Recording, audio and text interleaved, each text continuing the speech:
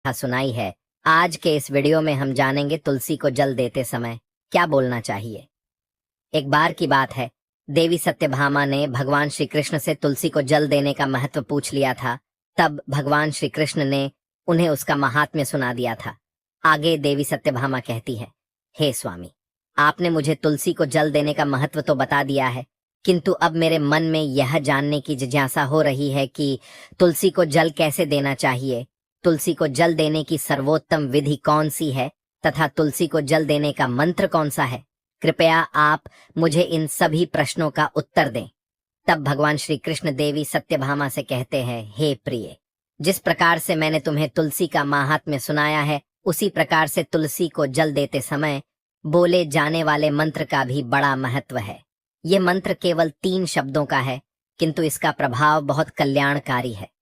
जो भी मनुष्य नित्य तुलसी को जल देते समय अपने मुख से केवल ये 3 शब्द बोल देता है, तो साक्षात लक्ष्मी उसके घर में प्रवेश करती है, उसकी दरिद्रता समाप्त हो जाती है, उसे धन धान्य की प्राप्ति होती है। वह मंत्र बताने से पूर्व मैं आपको तुलसी के इस मंत्र का महात्म्य सुनाता हूँ। इस महात्म्य को सुन लेने मात्र से ही मनुष्य के समस्त पाप नष्ट हो जाते हैं। उसे 100 वर्षों तक तुलसी को जल देने का पुण्य प्राप्त हो जाता है। इसीलिए देवी, आप इस कथा को ध्यान से पूरा जरूर सुने। देवी सत्यभामा कहती है, हे प्रभु, मैं इस कथा को पूरा अवश्य सुनूंगी, आप मुझे तुलसी के मंत्र का महात्म्य सुनाइए। श्री कृष्ण कहते हैं, हे देवी सत्यभामा, दक्षिण में एक अत्यंत शोभायमान नगरी थी। उस नगरी में सुशर्मा नाम का एक खोटी बुद्धि का ब्राह्मण रहता था। पापियों का तो वह शिरोमणि था। उसका जन्म एक ऐसे ब्राह्मण परिवार में हुआ था जो पाप कर्म करने वाले, शास्त्र ज्ञान से शून्य थे। वह जन्म से तो ब्राह्मण था, किंतु कर्म से वह अत्यंत दुराचारी था। वह न पूजा पाठ करता, न ध्यान करता, न जप, न होम और न ही अतिथियों का सत्कार करता था। उसके द्वार पर आए अतिथियों को बिना दान किए ही क्रूरता पूर्वक भगा देता था। स्त्री लंपट होने के कारण वह सदैव ही पराई स्त्रियों में आसक्त रहता था। उसे मदिरा पान करने की भी आदत थी, साथ ही वह मांस खाया करता था। वह दिन में खेत में काम करके पत्ते बेचकर जीविका चलाया करता था और रात्रि में वेश्याओं का सेवन करता था। इस प्रकार से उस ब्राह्मण ने अनेक वर्षों तक जीवन व्यतीत किया। फिर एक दिन वह दुर्बुद्धि सुशर्मा बेचने के लिए पत्ते इकट्ठा करने के लिए एक ऋषि की वाटिका में घूमने लगा और पत्ते तोड़ने लगा। तभी एक काल रूपधारी काले सर्प ने उस ब्राह्मण को काट लिया और उसी समय पर उसकी मृत्यु हो गई। उसके बाद 2 यम के दूत उसे लेने के लिए उस स्थान पर प्रकट हुए और उसे उठाकर यमलोक ले जाने लगे। मार्ग में वह यमदूतों के सामने बहुत विलाप करने लगा, हे दूतों, मुझे कहाँ ले जा रहे हो? मुझे छोड़ दो, मेरे प्राण बख्श दो। किंतु यमदूत उसे यह कहते हुए ले जाने लगे, अरे दुष्ट ब्राह्मण, तेरे पाप कर्मों के कारण तुझे सांप ने काट लिया है। अब यमराज तुझे अवश्य घोर नरक में डाल देंगे। फिर यम के दूत उस ब्राह्मण को लेकर यमलोक पहुंचते हैं और यमराज के सामने खड़े हो जाते हैं। चित्रगुप्त उस ब्राह्मण का लेखा जोखा निकालते हैं और यमराज से कहते हैं, हे धर्मराज, इस ब्राह्मण ने बचपन से लेकर मृत्यु तक पाप ही पाप किया है, इसने कभी कोई पुण्य का काम नहीं किया है। फिर धर्मराज अपने दूतों से कहते हैं, हे दूतों, इस घोर पाप करने वाले ब्राह्मण को उठाकर ले जाओ और इसे नरक में डाल दो। फिर यम के दूत उस ब्राह्मण को ले जाते हैं और नरक की भयंकर अग्नि में धकेल देते हैं। अनेक वर्षों तक नरक में सजा भुगतने के बाद उस ब्राह्मण को दूसरे जन्म में एक बैल का शरीर मिलता है। बैल का जन्म पाकर वह बोझ उठाने का काम करने लगा। उसका मालिक उससे दिन रात काम करवाने लगा। फिर जब उस बैल की शक्ति कम हुई तो उसके मालिक ने उसे एक लंगड़े आदमी को बेच दिया। उस लंगड़े आदमी ने उस बैल को खुद का बोझ उठाने के लिए उपयोग किया। वह उसकी पीठ पर बैठकर घुमा करता था। इस प्रकार से उस बैल ने 8 वर्ष तक उस लंगड़े आदमी का बोझ उठाया। फिर एक दिन वह लंगड़ा आदमी उस बैल की पीठ पर बैठकर किसी ऊंचे पर्वत पर जाने लगता है। उस पर्वत पर बहुत देर तक चढ़ने के कारण वह बैल बहुत थक गया, उसकी शक्ति क्षीण हो गई और कुछ समय बाद वह बैल बहुत जोर से मूर्छित होकर जमीन पर गिर पड़ा और अंतिम सांसें लेने लगा। तभी वहां पर खड़े लोगों को उस बैल पर बड़ी दया आ गई और वे उसके मुख में पानी डालने लगे। फिर उन लोगों में एक पुण्यात्मा व्यक्ति था। उसने उस बैल का कल्याण करने के लिए अपना पुण्य उस बैल को दे दिया। उसे देखकर अन्य लोगों ने भी अपना अपना पुण्य याद करके कुछ पुण्य उस बैल को दे दिया ताकि उसे मुक्ति मिल सके। उसी भीड़ में एक वेश्या भी खड़ी हुई थी। सभी लोग अपना पुण्य उस बैल को दे रहे थे। यह देखकर उस वेश्या ने भी अपना पुण्य उस बैल को दे दिया। कुछ देर बाद उस बैल की मृत्यु हो जाती है। फिर उस स्थान पर यमदूत आते हैं और उस बैल के शरीर से उस ब्राह्मण की आत्मा को निकालकर यमलोक ले जाते हैं। यमलोक ले जाने पर उसे यमराज के सामने खड़ा किया जाता है और फिर चित्रगुप्त उसका लेखा जोखा देखते हैं तो वे आश्चर्य में पड़ जाते हैं। उस वेश्या के द्वारा उस बैल को दिया हुआ पुण्य बहुत बड़ा होता है। उस पुण्य के प्रभाव से उसके सभी जन्मों के पाप नष्ट हो जाते हैं। फिर यमराज उस ब्राह्मण के सभी पाप क्षमा करते हैं और कहते हैं, हे ब्राह्मण, उस वेश्या ने तुझे अपना पुण्य देकर तुझ पर बड़ा उपकार किया है। केवल उसी के पुण्य के कारण तुम्हारे सब जन्मों के पाप नष्ट हो गए हैं और यमराज उसे फिर से मनुष्य जन्म प्रदान करते हैं। इस बार वह पृथ्वी पर आकर एक उत्तम ब्राह्मण कुल में जन्म लेता है। उस महापुण्य के प्रभाव से उसे इस नए जन्म में अपने पूर्व जन्म की बातें याद आने लगती है। जब वह ब्राह्मण बड़ा हो जाता है तो उसे याद आता है कि पिछले जन्म में जब वह बैल था तब एक वेश्या ने उसे उसका पुण्य दे दिया था। इसीलिए उसके मन में उस वेश्या के बारे में जानने की इच्छा होती है और उस महापुण्य के बारे में जानने के लिए उस वेश्या का पता लगाकर उसे ढूंढते हुए उसके नगर में चला जाता है। वह वेश्या अब बूढ़ी हो चुकी थी। फिर जब उसे वह वेश्या मिल जाती है तो वह उसके सामने जाकर उसे बार बार प्रणाम करता है और उस वेश्या का धन्यवाद करने लगता है। वह वेश्या कहने लगती है, हे ब्राह्मण श्रेष्ठ, आप कौन हैं और किस कारणवश आप मुझ वेश्या को धन्यवाद दे रहे हैं? मैंने आपका कौन सा कार्य किया है जो आप मुझे नमस्कार कर रहे हैं? तब वह ब्राह्मण कहता है, हे माता, मैं वही बैल हूं जिसे तुमने अपना पुण्य दे डाला था। अपने पाप कर्मों के कारण मुझे पिछले जन्म में बैल होना पड़ा था। उस पर्वत पर जब मैं मर रहा था तो तुमने मुझे अपना पुण्य दिया था। तुम्हारे पुण्य के प्रभाव से ही आज मुझे फिर से मनुष्य जन्म मिला है। तुम्हारे द्वारा दिए गए उसी पुण्य के कारण मुझे अपने पूर्व जन्म की सारी बातें याद है। किंतु हे माता, मैं आज यहाँ पर यह जानने के लिए आया हूँ कि तुमने मुझे उस समय पर अपना कौन सा पुण्य दिया था जिस कारण से मेरे सभी जन्मों के पाप नष्ट हो चुके हैं। मैं उस पुण्य के बारे में जानना चाहता हूँ। तब वेश्या ने कहा, हे ब्राह्मण श्रेष्ठ, मैंने तो अपने जीवन में कोई पुण्य के काम नहीं किए हैं, किंतु मेरे घर में एक तोता है जो पिंजरे में रहकर हमेशा कुछ बोलता रहता है, जिसे सुनकर मेरा अंतकरण पवित्र हो गया है। उसी तोते के द्वारा बोले गए मंत्र का पुण्य मैंने तुम्हें दान में दिया था। फिर वह वेश्या और वह ब्राह्मण उस तोते के पास जाते हैं और उसे पूछने लगते हैं, हे शुक, तुम कौन सा मंत्र बोलते रहते हो जिससे हमारे जीवन का उद्धार हुआ है? यह मंत्र तुम्हें किसने सिखाया और इस मंत्र का क्या अर्थ होता है?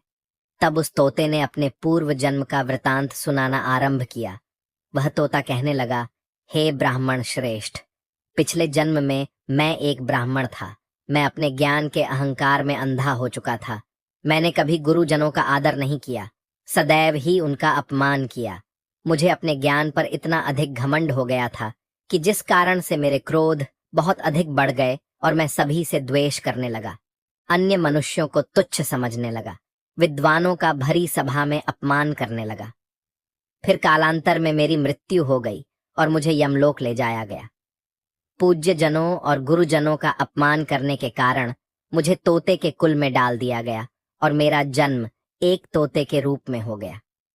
मेरे पाप कर्मों के कारण छोटी अवस्था में ही मेरा अपने माता पिता से वियोग हो गया। फिर मैं पेड़ की डाल पर बैठकर रो रहा था तो उसी स्थान से कुछ मुनि जा रहे थे। उन्होंने मेरी दयनीय पुकार सुनी और मुझे लेकर अपने आश्रम में चले गए।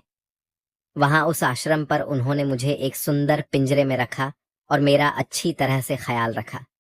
वे मुझे नित्य भोजन दिया करते थे और पढ़ाते थे। उस स्थान पर वे ऋषि मुनि, उनकी स्त्रियां और बालक सभी नित्य तुलसी के पौधे को जल देते थे और उसके सामने एक मंत्र का जाप करते थे। उन्हीं के मुख बार बार उस मंत्र को सुनकर मैंने उसे रट लिया और तभी से मैं उस मंत्र को जान गया हूँ और वही मंत्र में दिन रात बोलता हूँ। उस मंत्र के प्रभाव से मेरी कभी मृत्यु नहीं हुई और मेरी आयु 100 वर्ष की हो गई और मैं इतने वर्षों तक जीवित रहा। इसी बीच एक रात को एक चोर उस स्थान पर आ गया और उसने मुझे वहां से चुरा लिया और फिर इस वेश्या ने मुझे उस चोर से खरीद लिया। इस वेश्या के घर पर आने के बाद भी मैं उस मंत्र को बोलता रहता था, जिसे सुनकर इस वेश्या का मन भी पवित्र हो गया और इसने वेश्या का काम छोड़कर भगवान विष्णु की भक्ति करने लगी। उसी मंत्र के प्रभाव से मेरे पूर्व जन्मों के सभी पाप नष्ट हो गए और उसी मंत्र के प्रभाव से इस वेश्या का भी अंतकरण पवित्र हो गया। हे ब्राह्मण देवता, उसी मंत्र के पुण्य से आप भी पाप मुक्त हो गए हैं। इस प्रकार से तोते ने उस ब्राह्मण को और उस वेश्या को सारा वृतांत सुना दिया, जिसे सुनकर वह ब्राह्मण और वेश्या दोनों ही अत्यंत प्रसन्न हुए और फिर वे दोनों ही नित्य तुलसी को जल देकर उस मंत्र का जाप करने लगे। फिर वह तोता, वेश्या और वह ब्राह्मण तीनों उस मंत्र के प्रभाव से दिव्य विमानों में बैठकर विष्णु लोक को चले गए। श्री कृष्ण कहते हैं, हे देवी सत्यभामा, देखा आपने, केवल तुलसी के इस मंत्र के प्रभाव से उस तोते के, उस वेश्या के और उस ब्राह्मण के सभी पाप नष्ट हो गए हैं। इसीलिए प्रत्येक मनुष्य को रोज तुलसी को जल देते समय इस एक मंत्र का उच्चारण अवश्य करना चाहिए। हे देवी, वह मंत्र इस प्रकार है, इसे तुम ध्यान से सुनो। ओम वृंदावन्ये स्वाहा, ओम वृंदावन्ये स्वाहा। श्री कृष्ण कहते हैं कि जो भी स्त्री नित्य तुलसी के समक्ष इस मंत्र का उच्चारण करेगी वह सौभाग्यशाली बनेगी। जो भी पुरुष तुलसी के सामने इस मंत्र का उच्चारण करेगा उसे अक्षय धन की प्राप्ति होगी। जिस घर के सामने नित्य तुलसी की पूजा की जाएगी उस घर में साक्षात लक्ष्मी का वास होगा। तुलसी का यह मंत्र मंत्रराज कल्पतरु है, यह समस्त फलों को प्रदान करने वाला है। अतः जो भी तुलसी के सामने इस मंत्र का उच्चारण करेगा उसे संपूर्ण सिद्धियां प्राप्त होगी।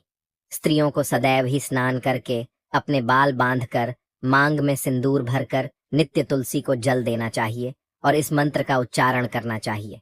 रोज तुलसी के पौधे की परिक्रमा करनी चाहिए, इससे सभी दोष नष्ट हो जाते हैं। नित्य शाम के समय तुलसी के पास दीपक जलाना चाहिए और तुलसी के पास बैठकर भगवान विष्णु की आराधना करनी चाहिए। तुलसी के पास दीपक जलाने से मनुष्य को धन धान्य की प्राप्ति होती है।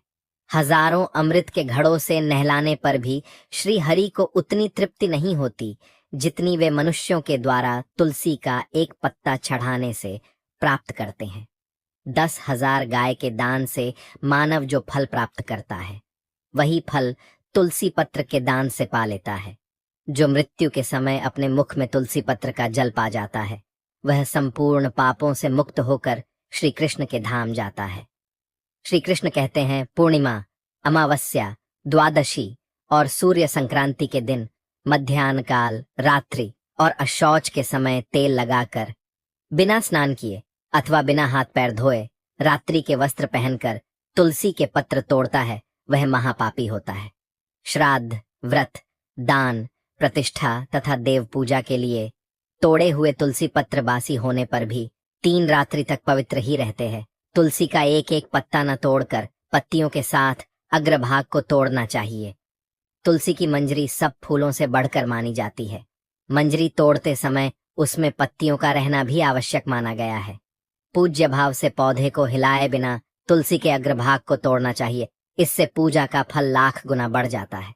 तुलसी के पत्तों को कभी नाखून से नहीं तोड़ना चाहिए, इससे पाप लगता है।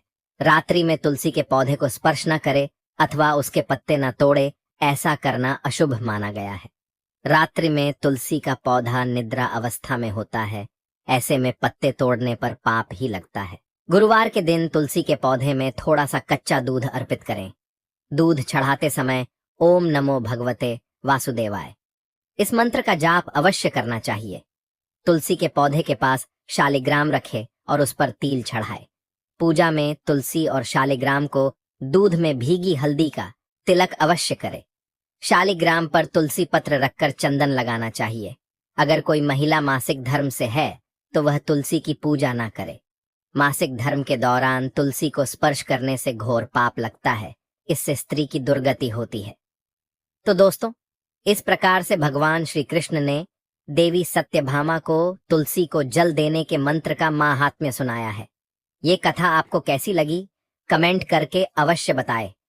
अगर ये जानकारी अच्छी लगी तो वीडियो को लाइक जरूर करें। कमेंट में जय श्री कृष्ण, जय मां तुलसी जरूर लिखें। साथ ही चैनल को सब्सक्राइब करें।